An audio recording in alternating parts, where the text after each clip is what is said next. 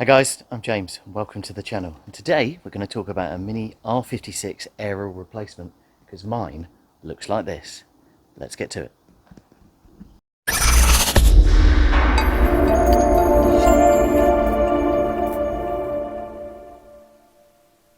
So welcome back guys, and this is my 2010 Mini R56 Cooper Camden edition that I bought just over a week ago. And as you can see here, the aerial has definitely seen better days. So quick job, I'm going to show you how to get this changed. The first thing we need to do is get a spanner. Let me set myself up and I'll show you more.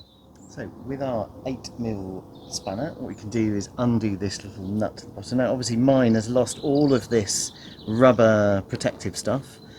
I think this is a common failure mode for these aerials. Anyway, 8mm on here, just quickly undo it there. Out that comes. Nice and simple. That's going in the bin.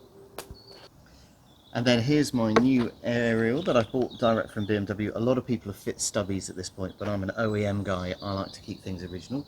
I'll put the part number in the description, but obviously do check with your local dealer to make sure it's right for your model of car. And then because we've got proper amount of the rubber here, it's much easier just then to screw in. Just like that. Make it nice and tight. And there we go, one lovely looking new aerial. That part from BMW, £28.70 I've paid for that.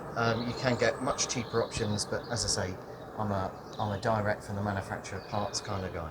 So there we go, lovely new aerial and a super simple fix. There we go guys, hope that's really useful for you. I've got another couple of jobs I want to do on this car. I'm going to show you those as well in a separate video. But if you like this kind of content and you've got an R56 Mini, you've got some things you want to fix on yours, do subscribe, and if you've liked this video today, do hit like. Thanks and see you in the next one.